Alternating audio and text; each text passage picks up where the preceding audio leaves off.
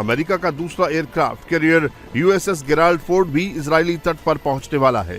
USS Abraham Lincoln पहले ही इलाके में पहुंच चुका है।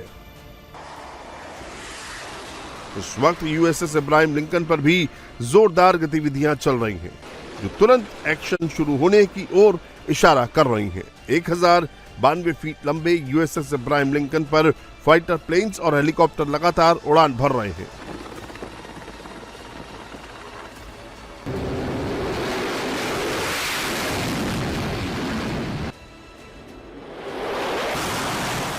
अब्राहम लिंकन पर इस वक्त 90 फाइटर प्लेन वॉरबोर्ड में रेडी हैं। ये एयरक्राफ्ट कैरियर इतना विशाल है कि इससे हर 30 सेकंड में एक फाइटर प्लेन उड़ान भर सकता है।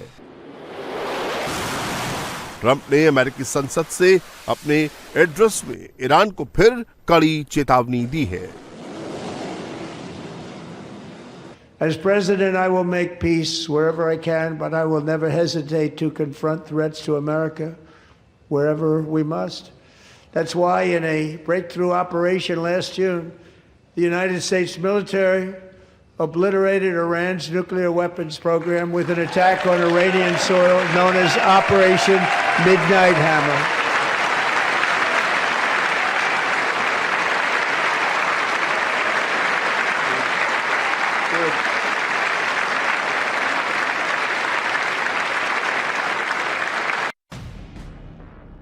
ईरान के खिलाफ जंग के लिए अमेरिका ने कितनी तैयारी की है, इसका अंदाजा इससे लगा सकते हैं।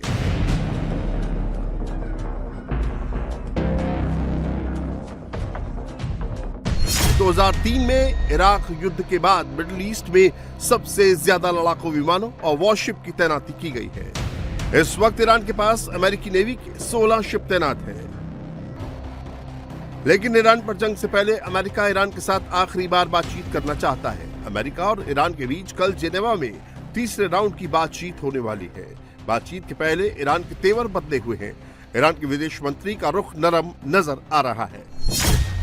ईरान के विदेश मंत्री अब्बास अरागची ने कहा कि ईरान किसी भी कीमत पर परमाणु हथियार नहीं बनाएगा।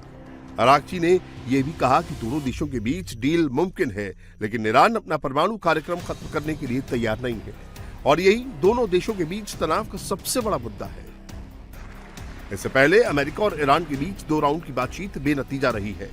ईरान और खामेनेई को पता है कि ट्रंप का वॉर मोड किसी भी वक्त ऑन हो सकता है।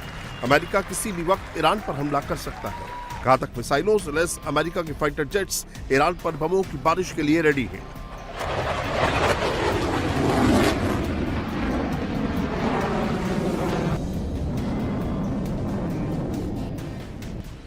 साथ ही अमेरिकी नौसेना भी वॉरशिप से मिसाइलों के टारगेट को लॉक कर चुकी है। बस देर है तो ट्रंप के एक ऑर्डर की।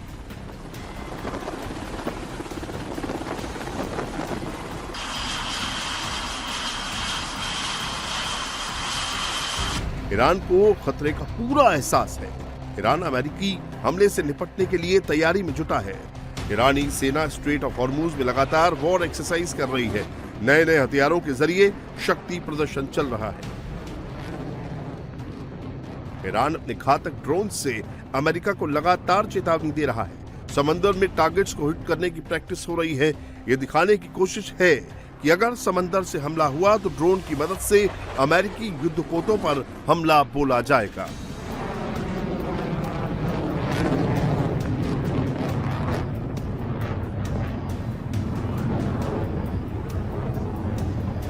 स्ट्रेट ऑफ हॉर्मुज में ईरानी नौसेना की बोट्स भी प्रैक्टिस करती नजर आ रही हैं। Full scale war exercise on है।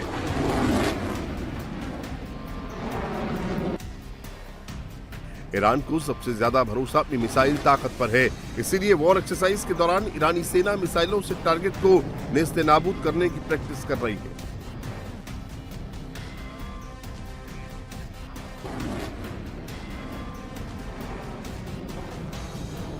अमेरिका इस बार पूरी तैयारी के साथ ईरान पर हमले की तैयारी कर रहा है। ईरान को भी ये समझ में आ चुका है, इसीलिए ईरान अपने एक एक हथियार के टेस्ट में ही अपनी भलाई समझ रहा है।